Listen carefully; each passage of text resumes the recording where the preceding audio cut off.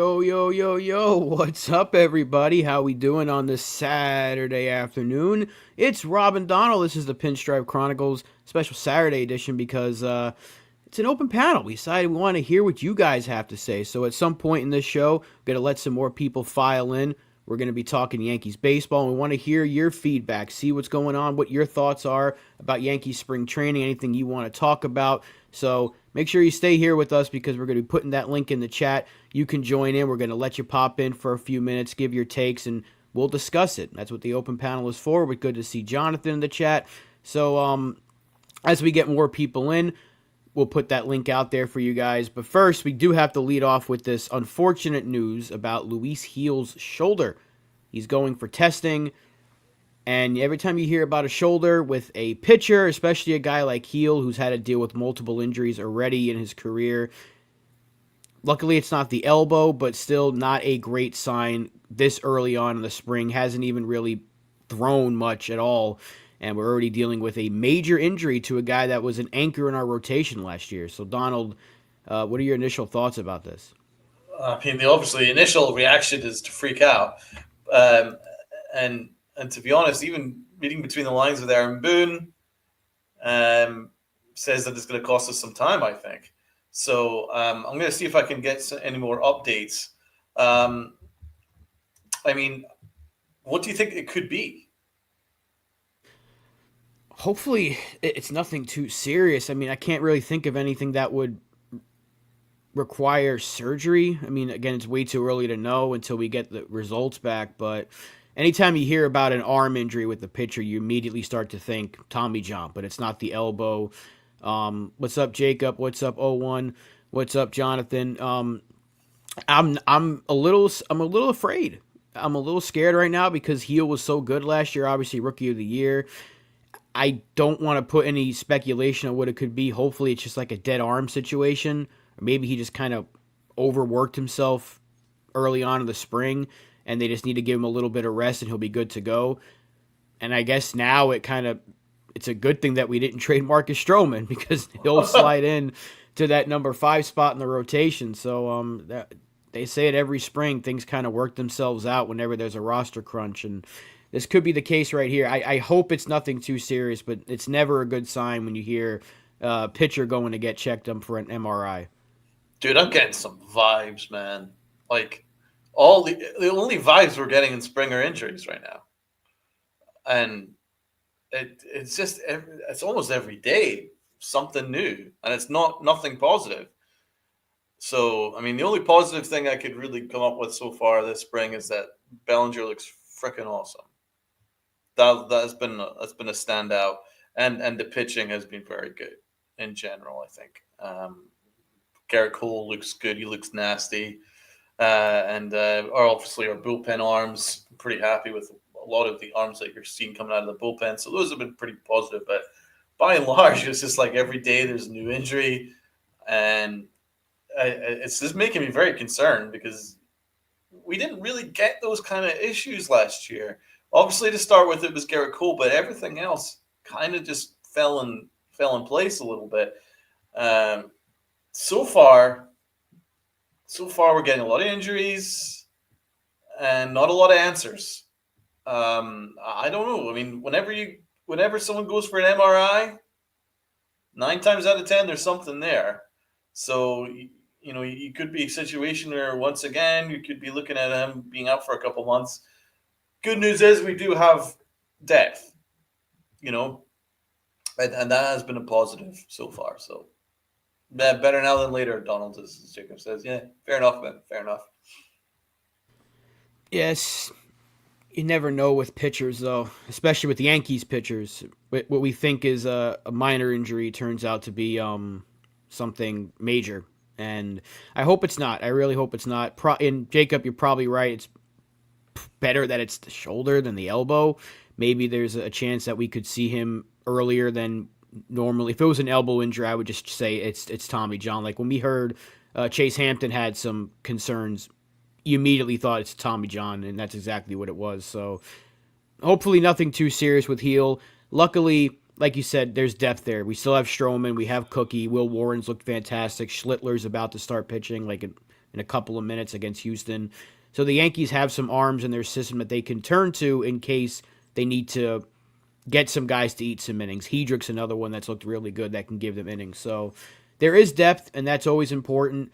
And yeah, I guess just you hope for the best news. You really do, because Luis Gil's a guy that we simply cannot afford to lose for an extended amount of time. He's just too good. He's too important. He's a guy that you're hoping in the next few years could potentially be a number one, number two starter, because he's got that kind of stuff. But to see him on potentially on the shelf immediately, you're right. You didn't see this last year. Outside of Cole, it was relatively good health, and DJ, of course, but it was really a pretty healthy squad, and that's what we were able to ride to a very hot start to the season. And without that hot start, who knows where things go last year. So if you do get injuries, I guess they're better to happen early in the year as long as it's nothing long term. But now it's Stanton. Early. My God, we're only 8 days in. Yeah, it's Stanton, it's Heel, it's Efros.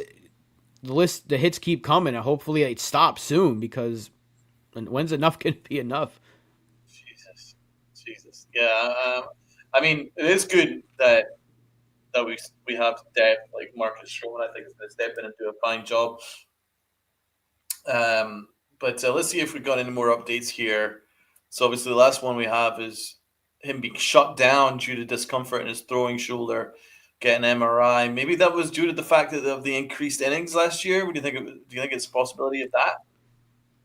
Yeah, he did throw a lot more innings than we thought, and that was a question everyone kept asking: was what's his limit, and do the Yankees shut him down, or do they move him to the bullpen? And the Yankees, Matt Blake just kept saying no. You kind of just watch the amount of pitches he's throwing, and he threw a lot of pitches, he threw a lot of innings. Obviously, he never threw that many in his career, coming off the injury, so you kind of expected something like this, but I didn't think it would happen like this soon. But I kind of get vibes to when Zach Britton was working his way back a couple of years ago, and he got hurt immediately in the spring and he missed some time. If he has to miss like a month or two, I think we can survive that. I just hope it's nothing significant where he has to miss like potentially the whole season. Again, it's still early.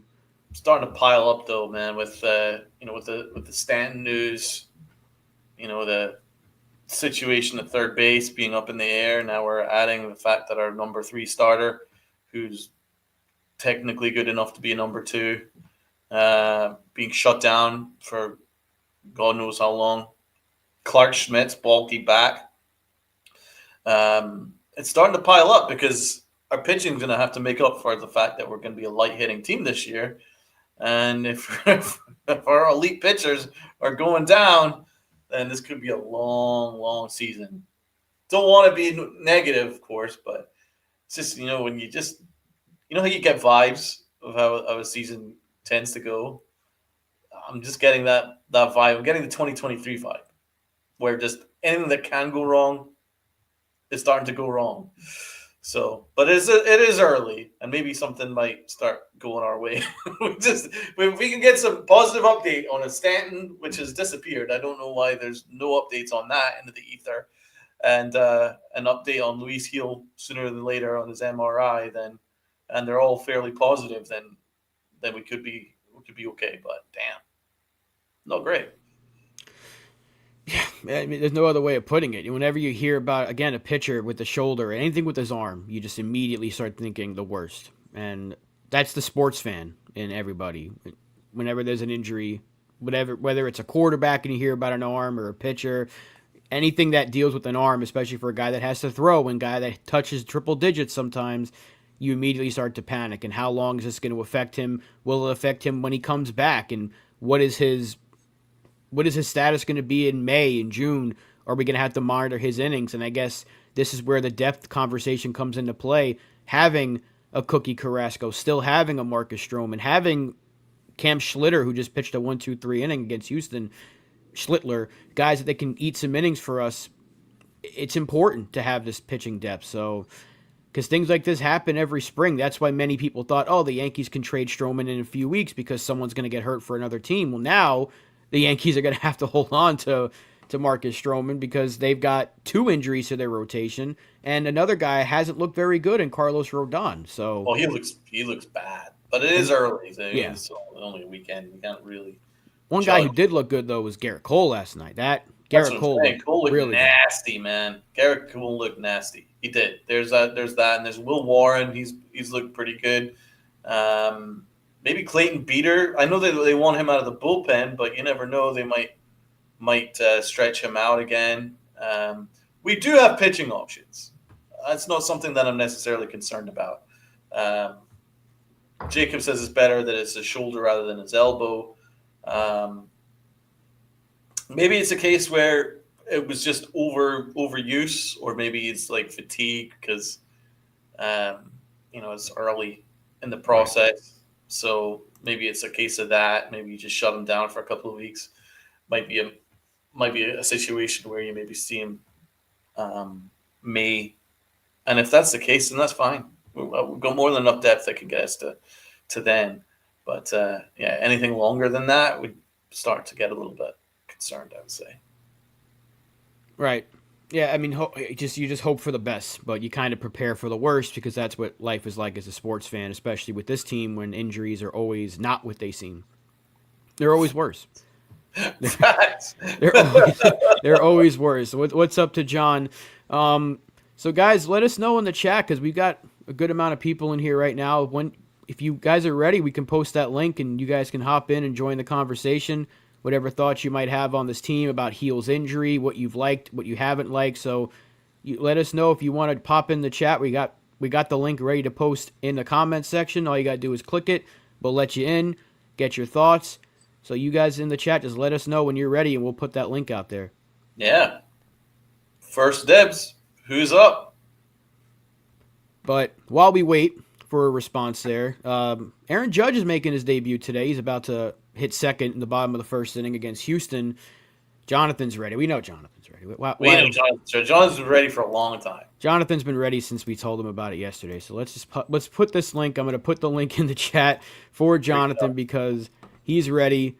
So Jonathan, the chat, anyone that wants to click that link, we'll let you in. We'll give you a few minutes. You give us your thoughts and talk some Yankees baseball because it's Saturday and hey, we got less than a month to go to opening day. I'm ready for it, man. I'm ready to erase what happened last year and get off to a new season.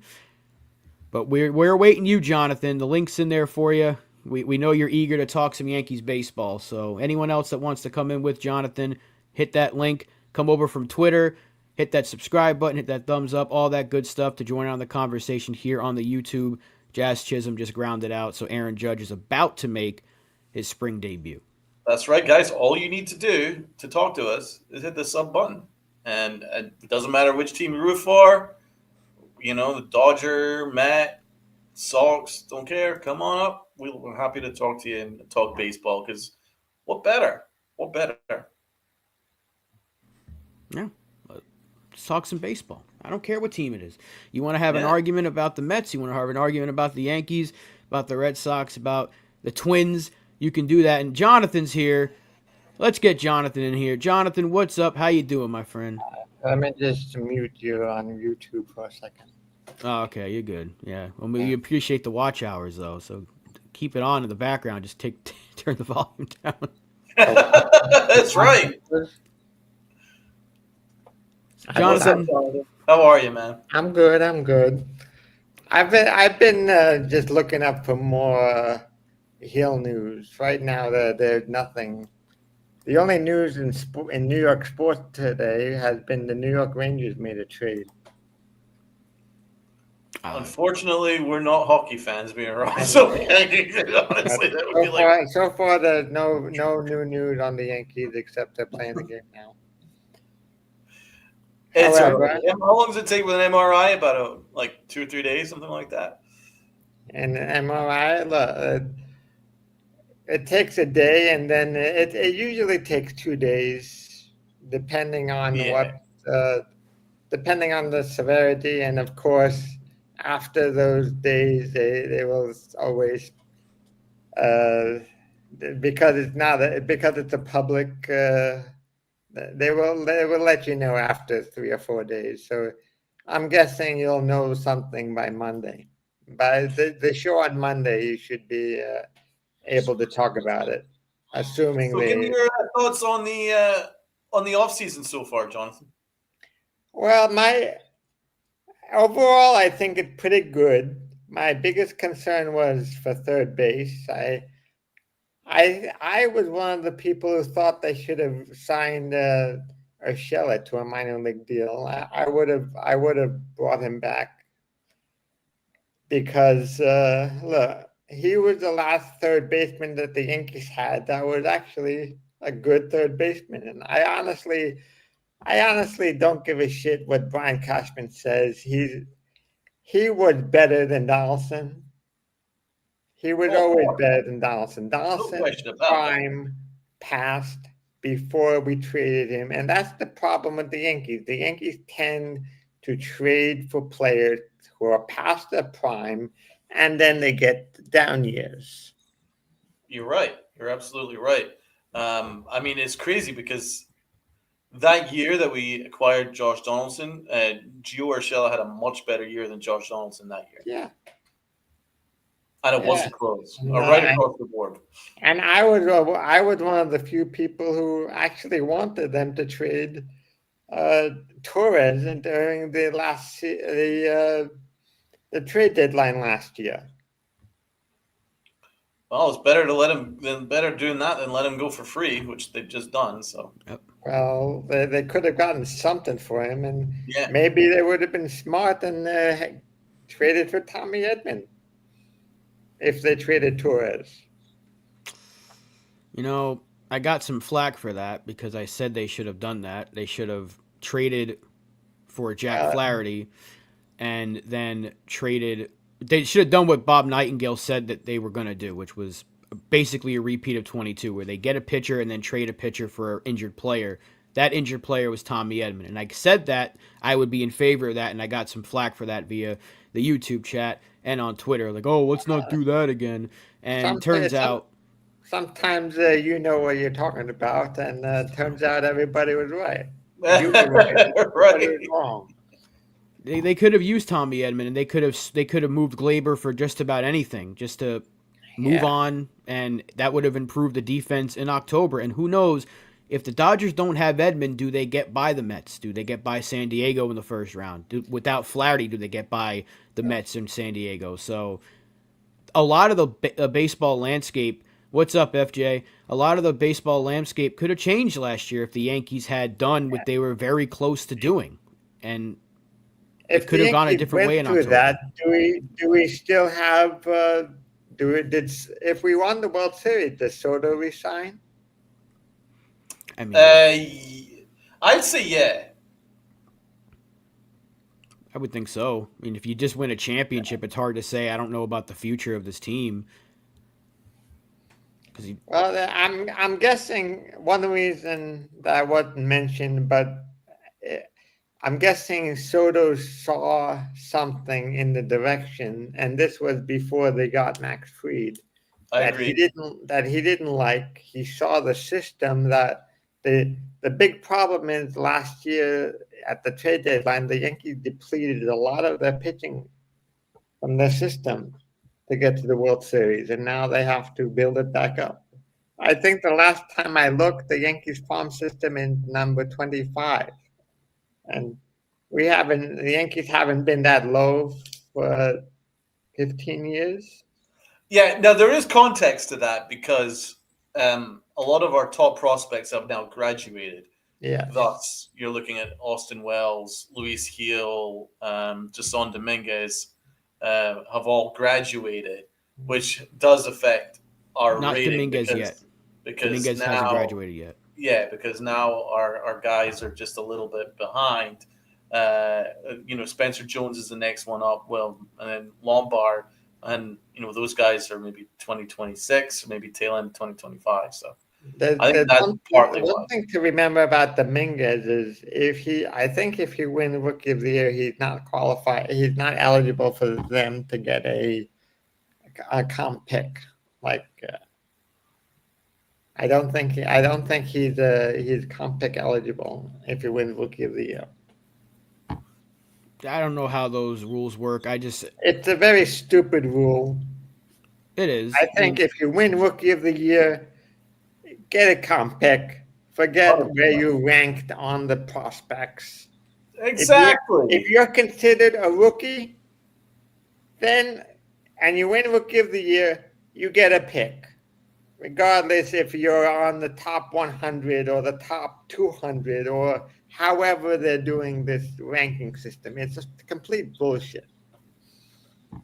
No, you're right. Because you actually should get rewarded more if it's a guy outside of the top Yeah. 100 that kind of Right. sneaks up and takes the award. But I do think Dominguez, he's definitely still prospect status because he didn't get rookie status last year. That was the whole But conversation. They wanted to I know avoid that. the problem was, I believe he spent a lot of time on he spent enough days on the, what of it? It was in on the roster. He wasn't in enough games, but he made the roster too, and he was on there enough roster. So I But don't he's know still if considered a prospect, though. He's still one of our yes. he is our top prospect right now. But this year he will eventually graduate from that because even last year Austin Wells, who played more games than Dominguez did, just in 2023 alone, he was still technically a prospect last year. And Austin Wells would have gotten them a pick if he won Rookie of the Year. Yeah, he might have. But Luis Gil obviously won it, and they didn't get anything because he wasn't top 100. So, look, the thing is, the Yankees farm system is loaded with talent at the lower levels. And I mean, like, you're talking about like 17, 18-year-olds. Like, Valorio's a guy that in a couple of years could shoot up the list. Arias and Lombard, two guys that could easily shoot up the list. There's guys like Cam Schlittler and Reiselman. These are kids that could shoot up, maybe not necessarily top 100 guys, but these are good players. Legrand, Henry Lalani. These are a lot of different guys that could move up eventually, but they're all very, very young. These are high A players at the most right now. A couple of guys double A and triple A, but there's very few like elite talents that are like if you look at the Yankees FCL team, they're loaded. But if you look at like their AAA roster, it's not. All the Yankees' talent is below Double A, I believe. Right. Their best talent is below Double A, and eventually they're gonna like next year they're gonna pick up Wandy Assisian in the international market. And he's like 16 years old, so you're not gonna see him on the top of any prospect list. Like had we gotten so the question is when in this for this year is if the Yankees are a bat away or a pitcher away from making a big run at the deadline, do you trade one of those top quality guys to make another World Series run? Yes. I mean, I know it's been unpopular, but I've said even as much as I like Spencer Jones, I would have traded him for a Corbin Burns last year or a Dylan Cease. I like Spencer Jones, but I think for Corbin Burns, he would have been one pitcher, the one pitcher I would have traded for. Other than that, I don't want to trade Jones for the guy, I forget, the guy on the Cardinals. Who, Arenado? No, not Arenado. The other, I think he's another guy. What's his name? Donovan? Do you mean the outfielder? Donovan. I mean, I don't think the Yankees would do it. You'd have to really convince me. Like, I think if you're giving up Spencer Jones, you'd probably get a little bit more than just Brendan Donovan. It would take more than Jones because let's not forget, as much as we like Spencer Jones, his prospect ranking has dipped a little bit as well. Yeah, but for a guy like Paul Skeens, I would trade Spencer Jones. Shit! Come on, man! I would trade like half the team for Skeens. Yeah, you don't even blink at that. It's that type of pitch, that type of player, a Paul Skeens type player, is who I would trade Spencer Jones for. Someone who's young, controllable, and is not a one-year rental like Soto. I would trade Spencer Jones every day of the week for 1 year of Juan Soto. Yeah, but fortunately they didn't have to. But there's no player like Soto out there available. Soto was a once in a generation type player. But I do agree with your analysis. That's why I do think that it was more than just money with Soto. Yeah, I know it's not popular. The one thing I'm hoping that the Yankees do this year is they fix their problems when they have problems, they fix the problems, and they don't make bullshit excuses for their players. Unfortunately, dude, that's all we're seeing though this offseason, I man. We're seeing a know, whole but ton of them. I'm tired of it. I think that I wouldn't be surprised. I mean, initially when I saw Boone get that 1 year extension before he signed the multi-year extension, I was like, okay, 1 year. He just made the World Series. This is not George Sandman and Billy Barton yet, but giving him a multi-year deal. I mean, how long are you gonna? I don't think the Yankees have ever gone this long with a manager without without winning a World Series. No, that is historical fact, man. This is the first time in our history that we've ever had a manager go over 5 years without winning a World Series. Yeah, so It never happened with I'm multiple actually surprised. extensions as well. It's the first time it's ever happened in the history of the New York Yankees. Yeah. And you know what's crazy? No one talks about it. I mean, Well, that's why I'm here to talk about it. good. Yeah, you're right. I don't have my own channel. I like to join your channels and give my opinion. That's the point of these open panels. Right. Spot on, man. No, I agree with you. I'm glad you brought that up because it is crazy. We're talking about I was against giving Boone a multi-year deal before the season.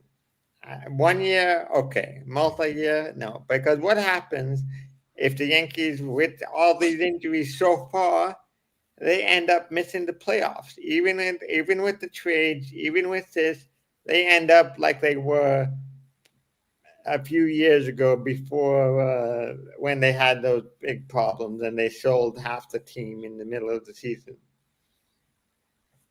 I think it's overwhelming. The majority of the fan base didn't want Aaron Boone to get extended further. I mean, you've already picked up his option. Why need to mess around with it? An added extension is just a very strange way of doing business.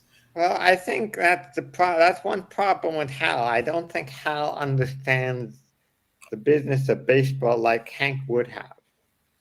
If Hank was still here, if Hank Steinbrenner was still in charge, Boone would have been gone. At least he would have not gotten more than 1 year.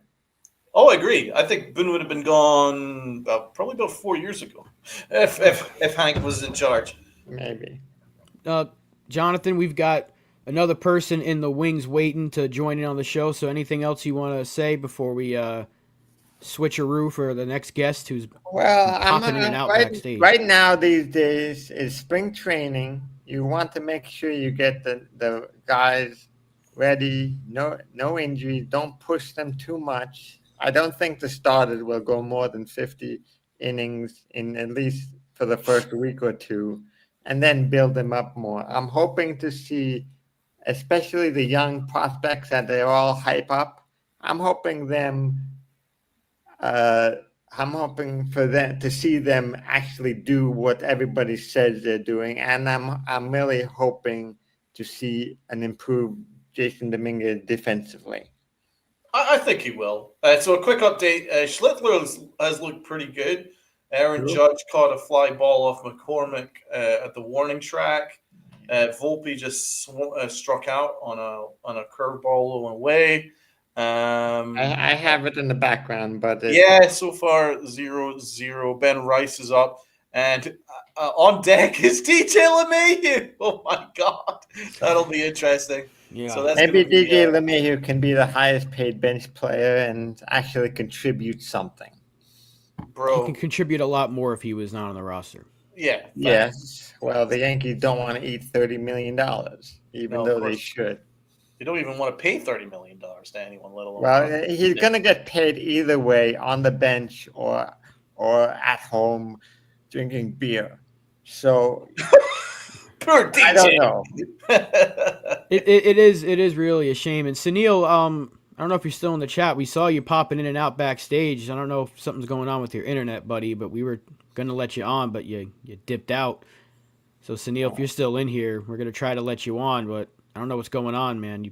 If you have another person, we're waiting for Sunil. So if not, anything else, we'll continue our conversation. But If there's anything else you want to talk about, anything else that's on your mind right now while we await, no, I'm just wondering. My big question is, what is with all these injuries so early in the season? Yeah, bad vibes, bro. I agree. Why is the pitchers? It's possible that the pitchers are throwing harder than they were 10 years ago, and maybe we have to baseball in order to protect the pitchers have to focus on control rather than how hard you throw the ball. Because Greg Maddux was a control pitcher, never pitched above 92 miles an hour, and he became one of the best pitchers in baseball history. Why can't we have more of people like Greg Maddux instead of more people that pitch like 100 plus miles an hour, similar to what, I don't know, Because Clemens. baseball's different, man. Baseball's changed. But it should change.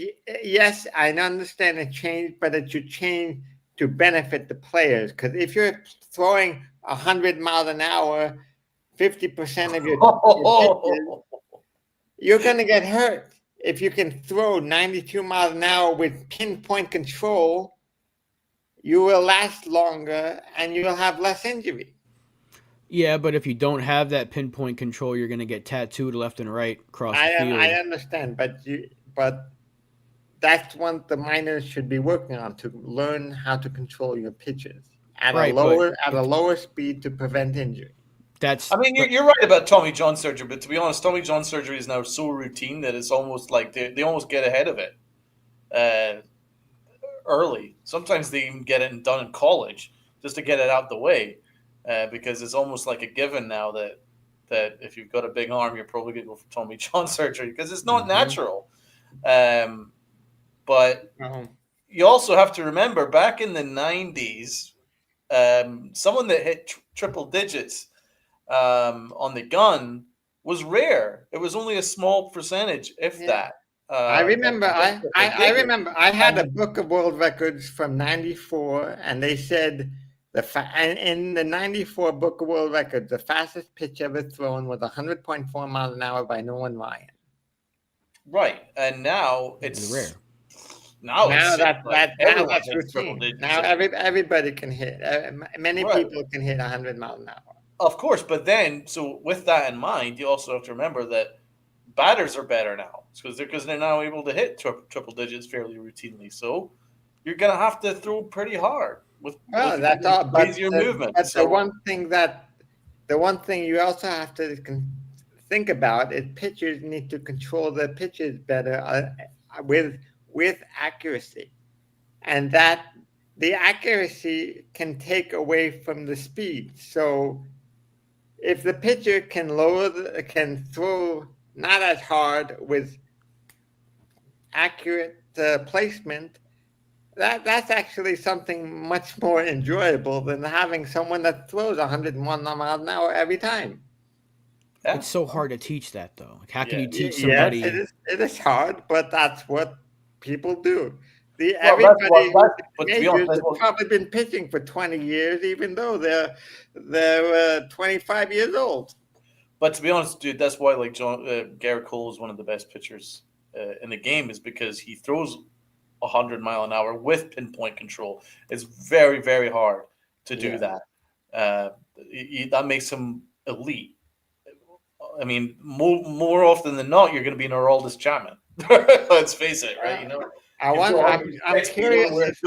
I'm also curious that if eventually they will move to instead of a 5-man rotation, give them an extra day, not pitching every 5 days, maybe pitching every 6 days.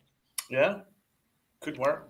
That could be the norm in maybe like another, I don't want to say a decade, but maybe close to like maybe 5 or so years, because you have so many guys that are veterans of the game that are so used to pitching every 5 days that it's hard to be like, you got to break your rhythm. So, but there's Sunil. We got Sunil back. So, Jonathan, one final thought before we get Sunil in here, because it looks like he's finally got his internet figured out there. Yeah. I'm just looking forward to a great baseball season and hopefully another World Series run with a win. Yeah. I heard that. Jonathan, we thank you for popping in with us, and we'll have to Take do care, I'll this see you in brother. again the chat soon. on Monday. All Till right, next time. Jonathan. All right, so thank you, Jonathan, for joining us. And now it looks like he's got everything figured out. Sunil, What's Well, let's going on? bring it. what is going on with your internet, brother? Where are you? Where are you calling from? Alaska? I'm at home right now, but it's just that my laptop wouldn't behave properly with StreamYard. Oh, okay, I got you. Yeah. So, what's your thoughts on the off season?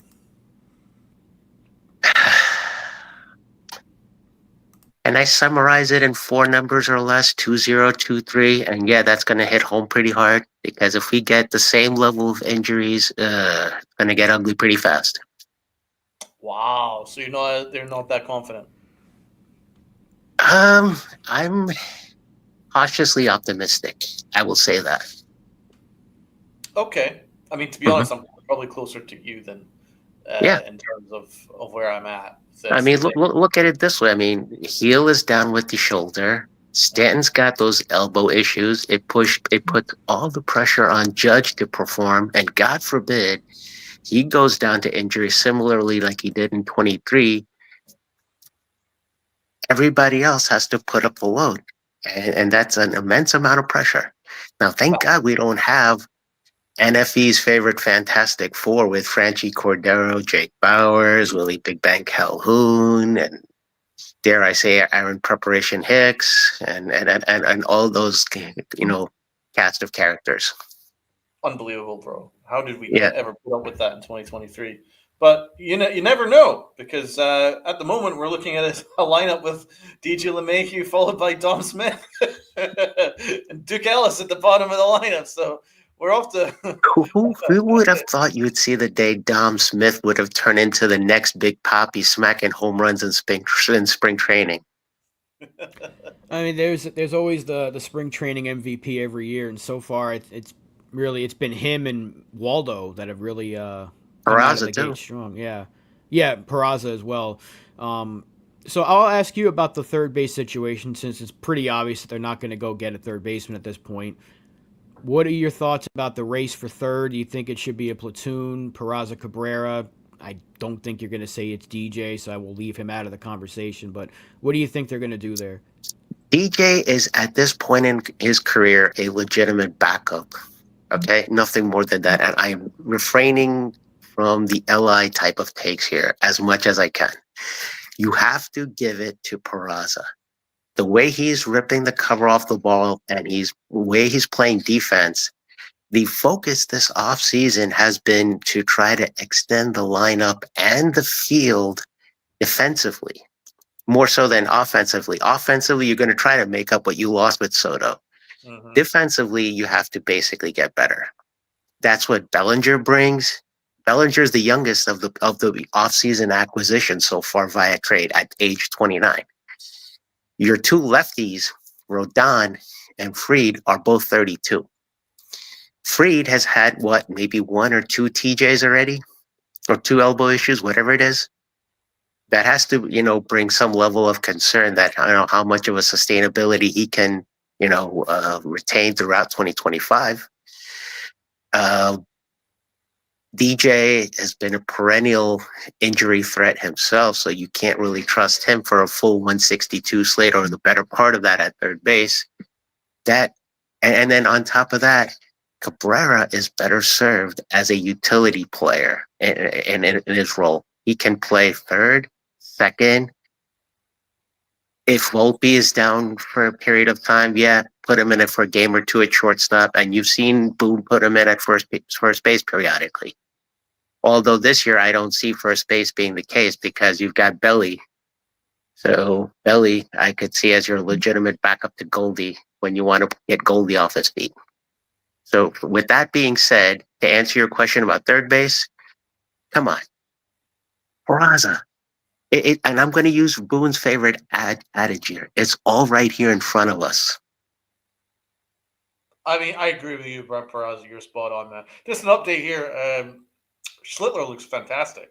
He just struck out Corona on a curveball in the dirt and made Corona look really, really bad on it. So he's looking Yeah. good. He's 2 to third innings, no runs given up so far. So um, that's a positive. On a negative side, DJ LeMahieu struck out on a fastball that was about a foot outside the plate, and his swing He was needs to about get his timing down. I mean, yeah. he's been rusty for God knows how long. He's mid-season form as far as I'm concerned. Striking out at a pitch out of the zone. I mean, if you want a legitimate spot for DJ, dare I say, on days when you have Judge in the outfield, you have maybe Dominguez or Grisham in center and Belly in left. And if it's on a day where Goldie's at first, dare I say you put DJ in at DH? Oh God! The But thing he doesn't is, hit, bro. right, his value is with the glove at this point, and Yeah. anything you can get from him offensively, you take it. But Yeah. he's just got no stick at this point. Like, what are you going to get Mhm. from him? Barely a His 200 stick is a average? toothpick, basically. Yeah, exactly. So, you're right. what exactly do you expect? His value is as still a good defensive third baseman, a guy that can play second if need be, and first base if need be. He should be on the bench, and you hope that he, with limited playing time, isn't a liability offensively. If he can, as a bench player, hit 220, right? That's as low, like that's such low expectations for a guy that used to hit 3 something.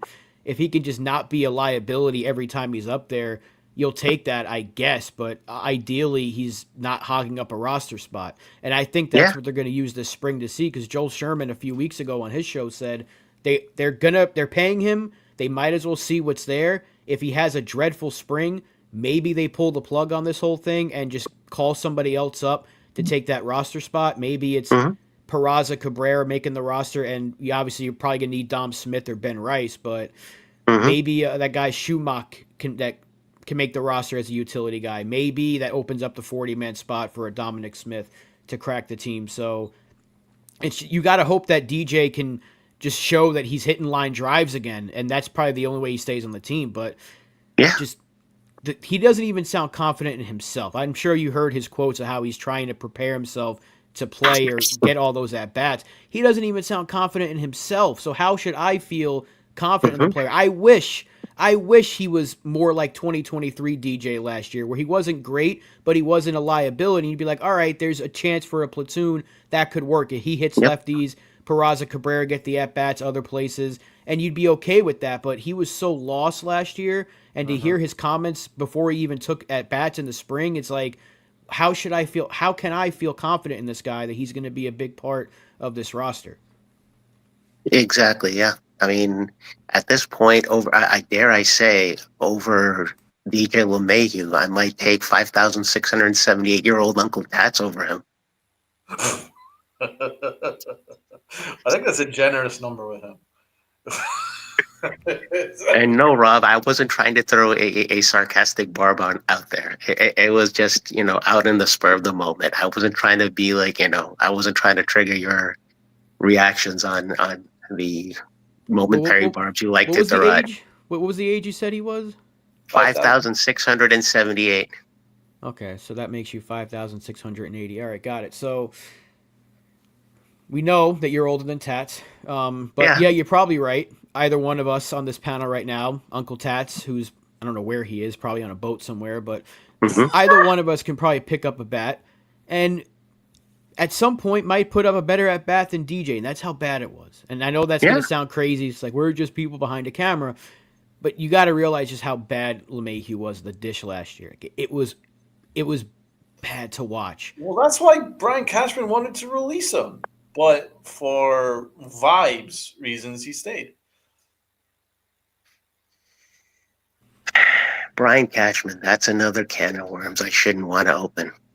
He's been around too long right now, and I think the situation with him bleeds the old adage, familiarity breeds contempt.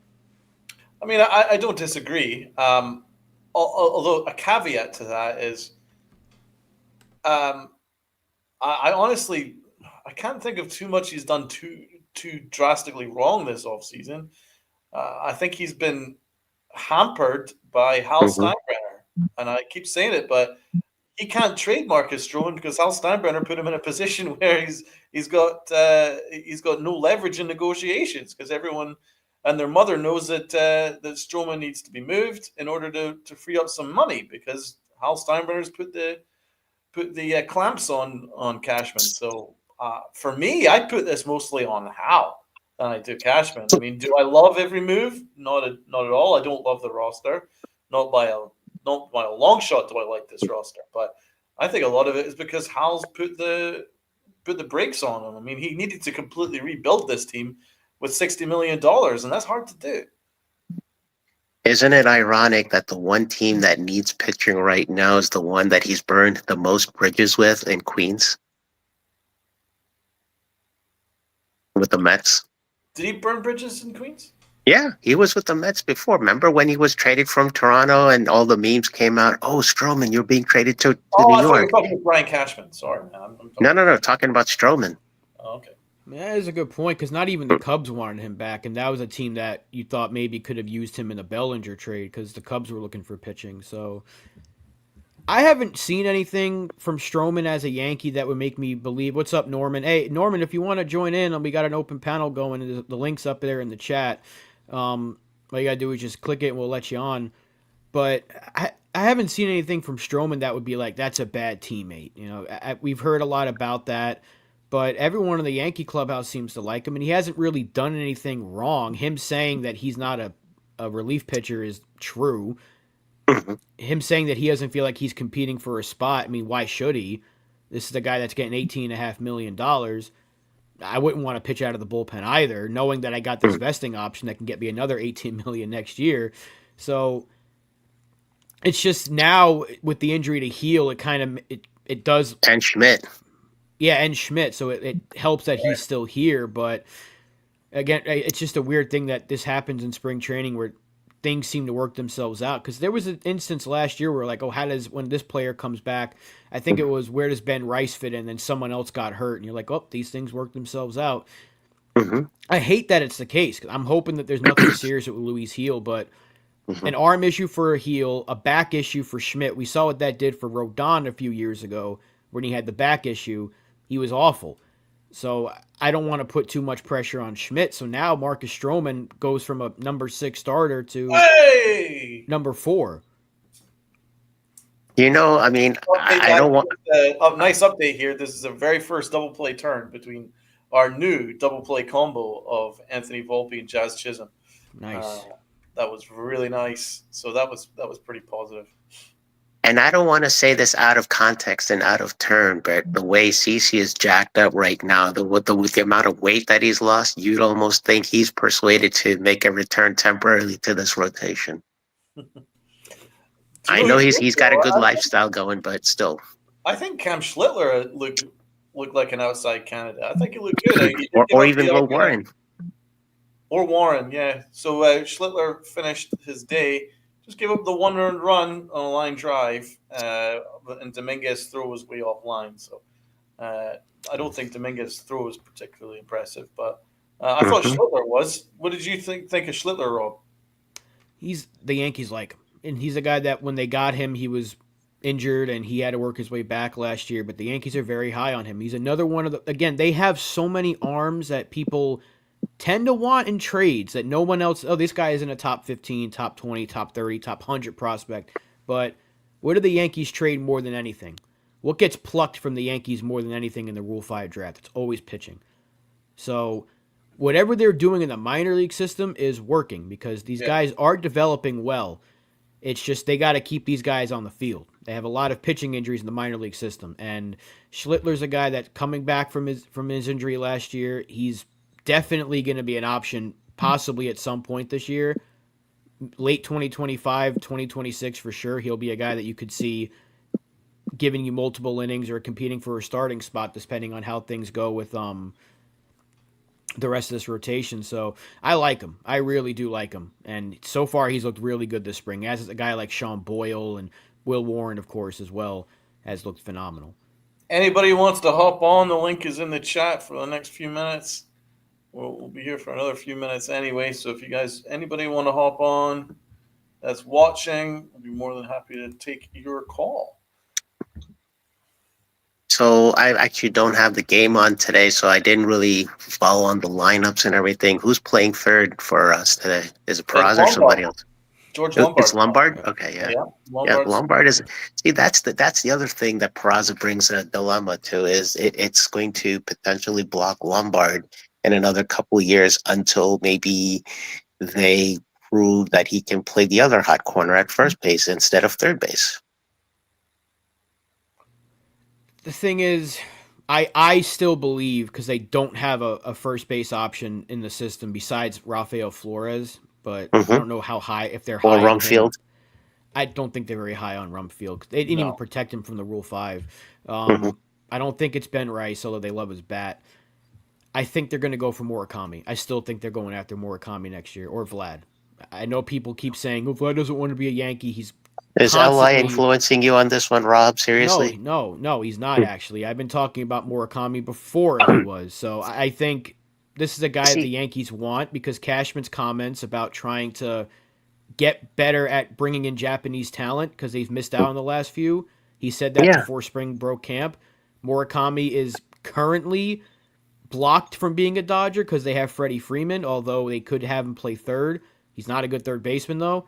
I think we have a better shot at him than we ever did at Sasaki or even, I mean, Yamamoto we had a really good shot at, but I think the Yankees want Murakami. His bat, his swing would be perfect in Yankee Stadium. So I really do think so the you think Yankees this want could be him. another Hideki Matsui in the making? I mean, his bat is fantastic.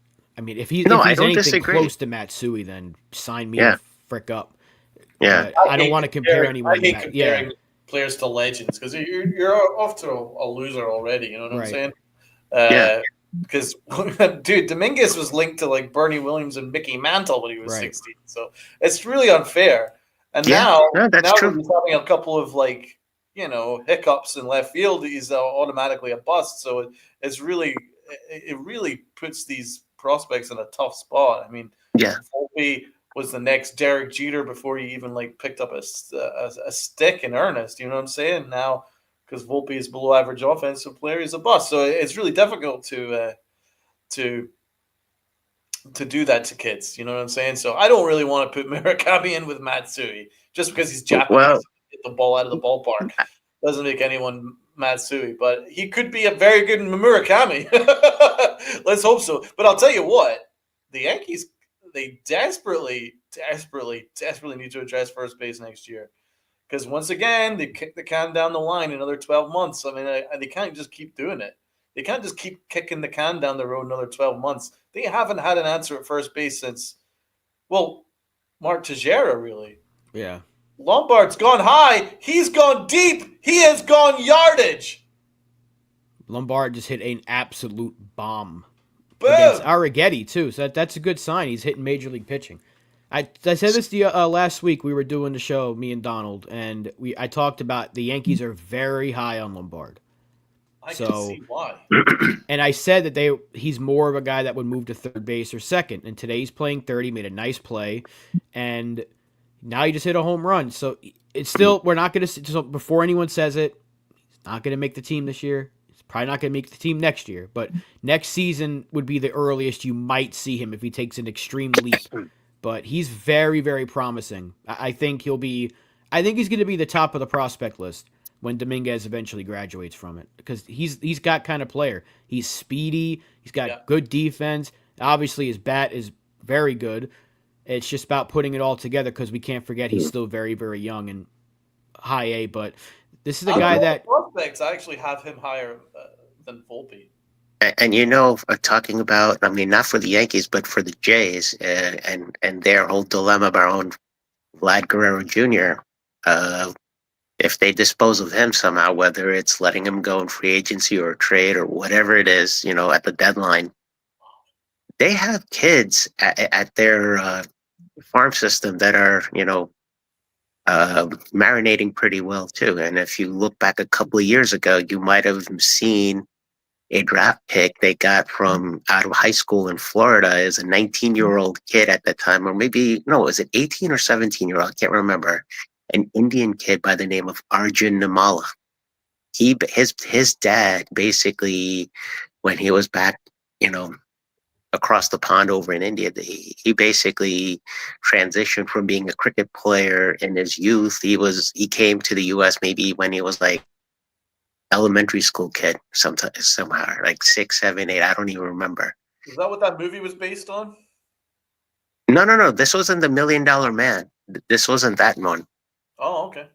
You're thinking of $1 Million Man, where they took bowlers from cricket and transitioned them into 80-mile-an-hour lefty arms and MLB. One went to the Pittsburgh Pirates, and I can't remember where the other one went. Did they do well? I don't know what happened to them. Did they do well? I haven't heard much either, but the Arjun Namala kid I'm talking about, he's drafted right out of high school in the Jays organization. So he's a kid I could see being expedited through the system. Yeah, $1 million and being with arm. the Jays soon. That's Because if you've seen his swing, it almost resembles Ryan Braun, formerly of the Brewers. I mean, if they do move on from Vladdy, they should, if they become like a losing team this year, which I don't know if they will because they've got a pretty good roster and they added Santander to that lineup. Yeah, they'll probably put him on the block. But Jonathan, yeah, you're right. I think it was $1 Million Arm, and I'm pretty sure one of those dudes in the real life became a wrestler. Veer Mahan was his Holy name shit! Really? Yeah, I think that's the story. I hope I got that right because I'm pretty sure he became a wrestler. He was known in WWE as Veer. I don't know where he is now because he was released recently, but didn't work out in the major leagues. But it was a pretty cool story. Yeah. Oh wow! I've just seen that Jazz Chisholm should have hit an RBI double, but the third base coach kept the runner at third. Well, he's in midseason form too. Rojas is ready. Everybody's off to midseason form. Nice hit from Jazz Chisholm. Unbelievable. It looks like Judge picked up a ribby.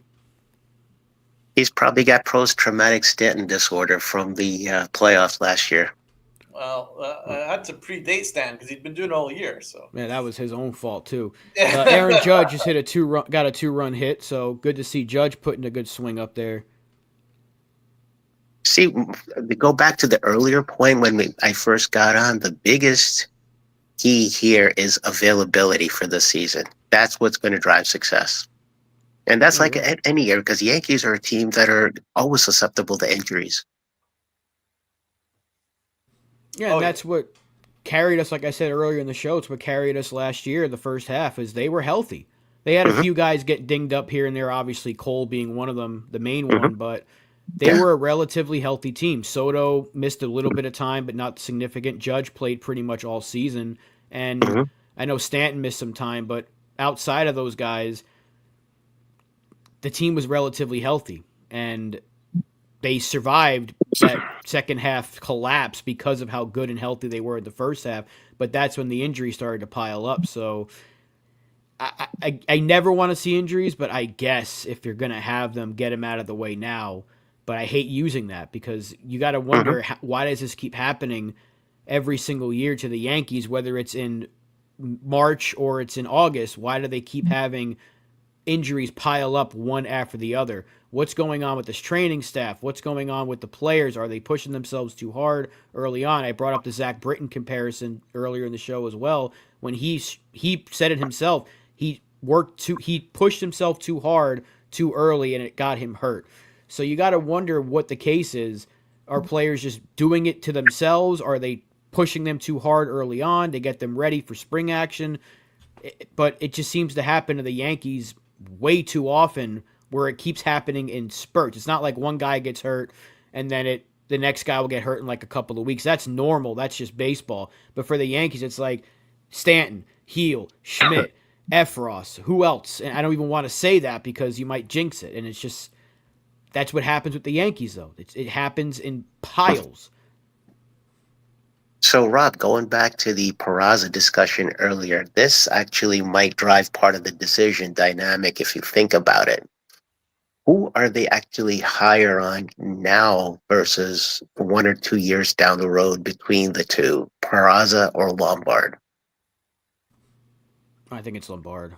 I still don't think they're high on Peraza. So you think that has a persuasion here on them willing to deal or DFA or release Peraza to take the the risk into 2025 for I third base personally think being a they're completely platoon. separate. I personally think they're completely separate discussions because Perez is on his last option. So, Yeah, um, and Lombard's a year at most, right. or at least I should say.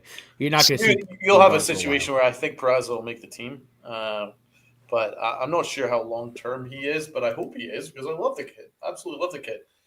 Now Dominguez I know, is looking like a young Rob, by the way. He's got that. He's working the same kind of beard. He looks like a young Rob. Who is? Dominguez. Oh, yeah, that's cool. yeah. So maybe Robino's got to change his display name on the panel. He's got to be the Robino Martian or something. No, I'll leave the nickname to him. I'm hoping that he picks up the pace from. It's been a rough start for him. Even today, the throw in, like Donald said, wasn't pretty. So I'll ask you about that, Sunil, because that's been the hot topic about Dominguez's defense. I mean, us on the morning show, and I'm pretty sure a lot of people are in the same boat. We're willing to be very, very patient with him because it's still March Mhm. 1st. But what are your thoughts about the whole Dominguez fiasco in the last few days in left field with the misplays and the drop balls and now with the bad throws? Like, do you think they should consider the switch sooner, or do you stick Yes. with it? You think they should switch him? Yeah, switch him to center. I don't know if he can play right, so realistically at this point, center field is really it. Put Belly in left, Judge in right, and then there are going to be days when you're going to see Grisham either as a late inning or maybe he's going to get some spots starting. And you flip-flop the two as far as late inning switches. Now, Dominguez in center field compared to Grisham on defense, I'm not sure you're going to see that too often. I have my doubts on that one. So you think Dominguez should be switched to center field, though? You think they should get on top of it now before But it becomes an here's the issue? thing, though. Center field typically calls off the other two on most fly balls. When you look at the center dynamic of the outfield, Right. is Dominguez him though? Does he have the confidence to do that? Do you really trust this play to do that, or is it more of a Grisham thing, or Bellinger even? That's a big question because I think Bellinger's so good out there. That's why I think he can be a good left fielder. But Mhm. I'd be incredibly hypocritical if I said do the switch now after a week ago I was saying it's way too early. So I think I understand where you're coming from because there's a part of me that's like maybe they should think about doing it, but there's also the part of me that's like, dude, it's been a week. You can't expect the kid to be a Gold Glover in a week. You got to live through these growing pains. So I'm 1,000% behind them keeping him in left field and helping him and making sure he works through these issues. You just got to hope that it's not March 20th and we're still having these conversations. So you got a good few weeks to really get this thing right. And all he has to really do is just be average in the field because the bat's there. I think he's going to be a really good offensive player. You just need him Mhm. to be slightly below average to better, and you're going to have yourself a good player for a very long time. But I think he has to be a left fielder because they love Spencer Jones so much, and he's going to be a center fielder. That's another part of it. They love Jones, and As they I should. just yeah, I can't see a reason for if you put Dominguez in center field now. We said this on yesterday's show. You put Dominguez in center field now, and he looks good. You're not going to want to move him to left field at any point. So now you're going to have to next year or some point this year switch Spencer Jones over to left and hope that he takes to it. And we've already seen it's not that easy, even if you're a good player. A guy like Yeah. Bellinger can probably make that transition because he's been doing it for so long at the major league level. He's played left, he's played center, he's played right, he's played first, he's played them all well. Whereas a guy like Spencer Jones has only had experience a handful of games in the minor leagues at these different positions. It's a completely different scenario. That's why I think you have to live through it with Dominguez and just hope that by opening day he's got the kinks worked out. Yeah. Also, I think it would damage his confidence. If you, I mean, Dominguez, you're training him up to play left field, and if you give up on him within a week of spring training, and then shove him over to center field, it's kind of like a consolation prize. You know, you failed at your task. Now we're moving you over to center field. I think that's going to hurt his confidence, man. and you don't know what kind of damage that'll do to the kid, because he's already suffered enough of a confidence hit. The fact that he got landed over there in left field last year without any reps, he really struggled, and it affected his offensive in general. And then he got benched for Verdugo, so I think that would damage him even further. This is something you just got to ride out. This is what spring training's for. The kinks. This is ideal. None of these games matter. None of these games go on your on the win-loss column. Doesn't matter. So just write it. You just have to write it out. This is your job interview. This is where you have to pass or fail. Right, exactly. So I mean, I'm not overly concerned. Also, if they move Bellinger over to left field, it almost feels like they're doing the same thing as they've done in the past, where they're putting guys out of their best positions in order to solve something else. Do you know what I'm saying? So like last year when they acquired Jazz Chisholm for him to play second base. And then they had to move him over to third base because Gleyber Torres didn't want to move. And then and they've been doing this in the past where they acquire someone for one position, don't play him in that best position. They've acquired Bellinger to play center field. That's what they've done. Yeah. Plus, he's got to play center field. Even though he can play left field, he's best in center field. And to be honest, we need guys in their best positions. You know, you need Jazz Chisholm to play second base. He's at his best there. You need Bellinger to play center field. He's at his best there. Both can play other positions, but they're at their best in their prime position. Oswaldo Cabrera, he can play second base, but he's not very good at second base. He's a third base. He's a platoon guy. Right, but they have tried him at second base in the World Series last year, and he was ass on toast. Thus, he's best at third base.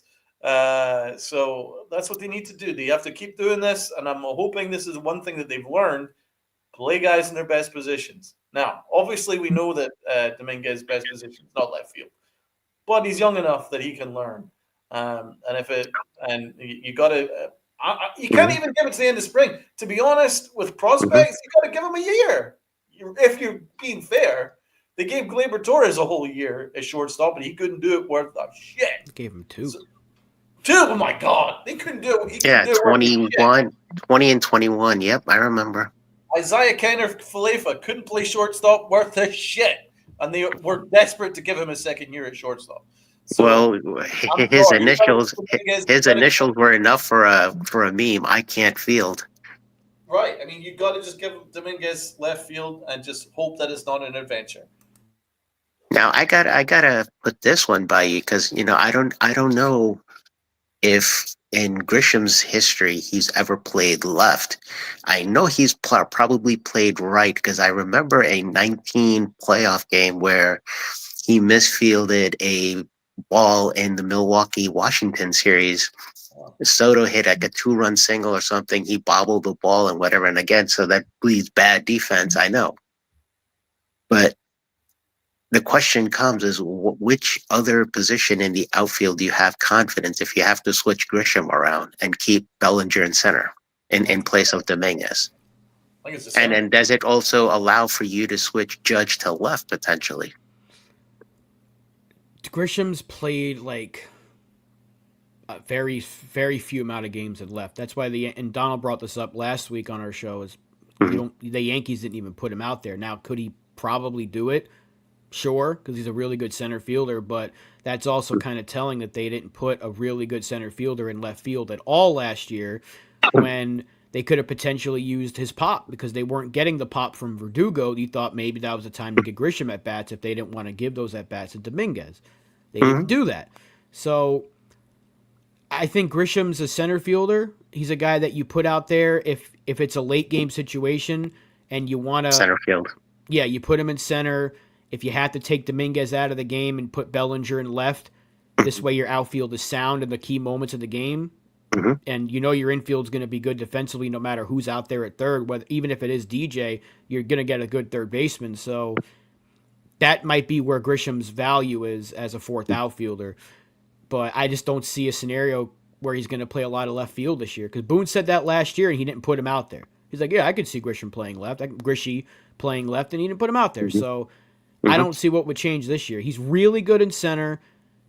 For some reason, they don't play him against lefties, and he hits lefties better than righties. So it's another case where the Yankees don't use players the way they should, but I mean, unless Dominguez is just completely unusable in left field, I don't see them making any reason for them making a switch yet.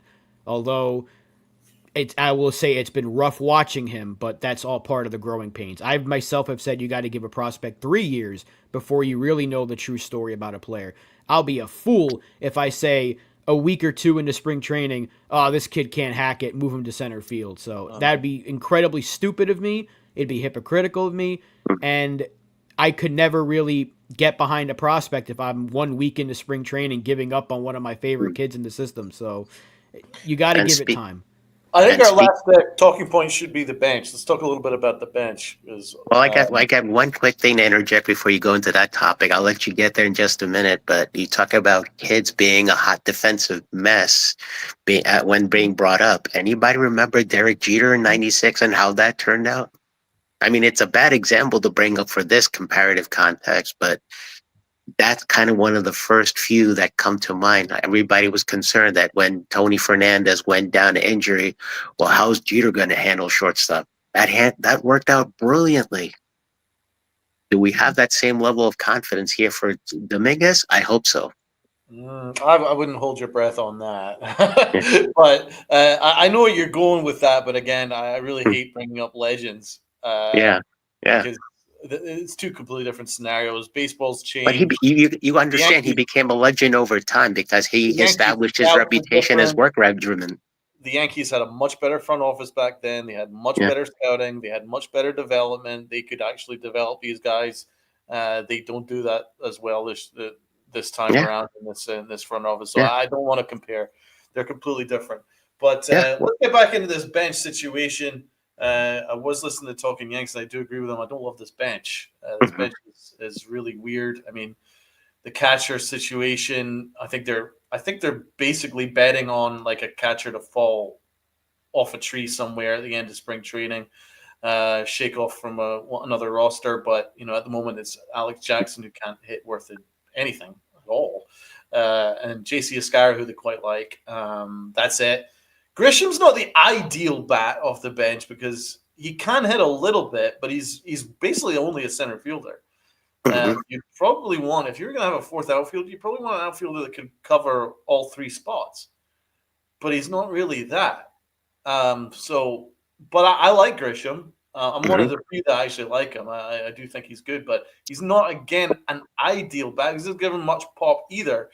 So the Yankees don't have much pop off that bench. I mean, even if they go with like a DJ or a Peraza, and an Oswaldo, not too much pop, not much power off this bench, and there's not really a backup catcher, and there's not really a pinch runner either. So it's not a great bench. In fact, I would say that's a really nice way of putting it. So Neil, how would you grade this bench, and what would you do to upgrade it?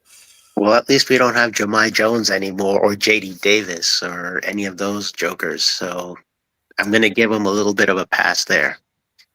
Now, if we can somehow, there was talk recently about possibly bringing in J.D. Martinez to address the DH spot if Stanton were to miss time. That might free up some of the resources who they would otherwise have used in the DH. But I don't know if any of them would have gone to the bench, though.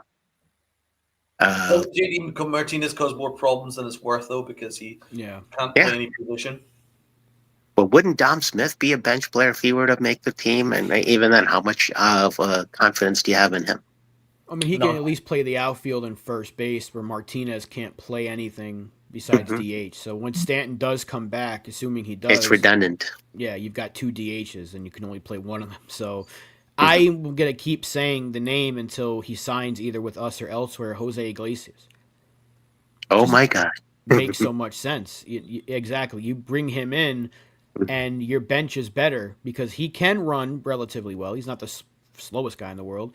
He's a great defender. He can hit. He can get on base. He could start. And that could bring Peraza to be a guy that can play every day at some different position or be a pinch runner, defensive replacement. Cabrera's got a little pop from the left side of the plate. You can use that to your advantage. Ben Rice just hit a home run like a few minutes ago. They love Ben Rice, so there's some pop right there. I just think the obvious move is something that they probably don't want to do, and that's cutting ties with DJ and bringing in Iglesias, because that would strengthen your entire team. Iglesias is, at this point, what they're hoping DJ could be. And But he's that would younger make though, them, right? no, I think he might be a year younger. Iglesias is like 34, 35. So, Okay. He's just in much better shape. yeah, he's coming off of 90 games last year, so he wasn't a starter for the Mets, so he would have to be a starter for the Yankees. That's why I'm saying it makes so much sense. They bring him in because you might get him for relatively cheap now, whereas earlier he might have signed for like $8 million or more. You might be able to get him for like Correct. $5 million. Yep. That shouldn't break the bank for the New York Yankees, especially when the bench is a concern. And Ben Rice could be competing for that backup catcher spot. I mean, if he gets better by the day, but I think his value is a first baseman DH, an emergency catcher. Alex Jackson looked really good yesterday. He had a couple Yeah. of good swings. So, Oh, although I still think they should be on a veteran, James McCann's still sitting out there. I'd feel more comfortable with him than Escar or Jackson. yeah, he right makes now. sense. I'd be okay with that. I'm Yeah, surprised he hasn't already there's done it. veterans out there that they could probably grab for pennies on the dollar right now that would strengthen the bench and the depth of this team. And that's why what's I think bugging that me is that they just won't do that. So I keep saying it. I think Hal's cheap. I really do. It's so crazy that there's so many veterans that you can just pick up and do it because apparently they're out of loot. We're the Yankees. yeah, Now I- with the facial hair policy back, you don't think that Verdugo would get a second shot with the Yankees, and that to be a bench player? I just don't. He posted. Does the beard make you hit? Yeah. Beard doesn't make you add 50 points to your batting average. I don't man. know. I wish people would stop using social media as the end all be all, because remember when Stroman wiped his social media, everyone thought he was gone, and apparently Jose Ramirez was getting traded because he took Cleveland out of his bio, and Judge didn't have Oh Yankees yeah, at all. that's all crazy stuff. I know. Yeah, but Verdugo did post a clip like a 40-second video of him, and he is like soon or something like that, and everyone's like, "Oh my God, he's coming back to the Yankees, and they're gonna send Dominguez down." It's like, no, that doesn't mean anything. He's probably just trying to put a little teaser out there that maybe he is signing elsewhere, but he's not going to put clips of him in Boston. He's going to put clips from his most recent season. So Yeah. it doesn't mean he's back. I wouldn't bring him back because he's basically just Trent Grisham that can play left field instead of center. Although you could put him in center, but would you not going to get Verdugo for less than $5 million? So what's the point of having two $5 million or higher fourth outfielders on your bench? It just wouldn't make sense. What would make more sense is if they never brought back Grisham and gave that spot to Brennan Davis, who they scooped up on a minor league deal. Then would have saved them a few dollars they could probably use right now to go get Iglesias. And a backup. If you had a choice between Grisham or Verdugo as a fourth outfielder, what would you do? I'd probably go Verdugo because he can play every position. I can see Verdugo. We saw him in center field last year, and he looked pretty good. We know he was great in left. He was phenomenal in left field, and I didn't think he was going to be that good, but he was great. And he was good for the locker room. Yeah. If they had a choice between those two, you'd probably bring back Verdugo, but I just feel like he would want to start, and you're not going to – it would be so counterproductive to bring him back and then start him over Dominguez after like a week of – being like Dominguez is the guy, and then just like, oh, we're gonna bring Verdugo back just in case. I don't think that makes a lot of sense. No. Nope. No. Unless they trade Grisham, but we'll wait to see. I guess we haven't even seen Grisham yet. When are we going to see them? Well, he was also dealing with something when camp broke. He was hurt as well. Everybody's hurt. When camp broke, we heard that he and Stanton were both dealing with some stuff. So I don't know when his first game is supposed to be. But that's another thing. I keep going back to it. I don't hate Trent Grisham at all, but they're giving a fourth outfielder $5 million when you could have allocated those funds elsewhere, especially when you're penny pinching here and when there's still good veterans available to add to your roster. I didn't see the point. Like, you could have given that total of $5 million could have went to John Birdie and a backup catcher, you know? Yeah, and you were talking about the backup catcher earlier. Do you really want two lefties there with Wells and Rice? You know, I mean, it would make sense to have a righty bat there if you can get one, but it's a good point. Makes sense, man. You're right. Yeah. That's why I think Rice is going to be the DH. It's Yeah, between or the him and Dom backup first Smith. baseman, maybe. Yeah. So, Sunil, do you have any final thoughts? Pray everything holds together and we don't have much of the IL bug throughout 2025. That's basically it. That's all. That's about all you can say with this roster. Yeah, let's wait and see. I mean, to be honest, they played pretty well in spring. There's some things to And take. just to irk Rob a little bit, I have this to say. I really want to see what Grisham's beard is going to look like, with the facial hair policy. Is he going to look like somebody with the Yankee hat and the gnome from Travelocity, or? We still got to figure out what well groomed is going to look like. What Yeah, do the Yankees exactly. deem as well groomed? I literally don't care. I really don't care what they wear their fucking face. If they can hit and the Yankees win, that's all I care about. Yeah. Anyway, brother, it was really good to talk to you, and I'm sure we'll talk to you again soon, man. All right, Take man. care. Have a good one, Sunil. Well, unless in the last few seconds anyone wants to hop on, we'll give you the chat, but we'll probably just close it out right here. For now, Rob, what's the score right now? Well, Ben Rice's home run made it a 4-1 ball game. Let's see if it is. It is still 4-1 Yankees in the top of the fifth inning currently, but on the mound for the Bombers. De Los Santos went an inning and 2/3. Looked good. He was terrible last year, so that's a good sign. And Yoendrys Gomes is now pitching, who's also looked really good this spring. So still 4-1 Yanks. Duke Ellis has a hit, the home run by Lombard, the homer by Rice, the 2 RBI hit from Judge, and Jazz had a hit. So pretty good game thus far for the Yanks. Yeah, no, I think the Yankees have played pretty well in spring so far.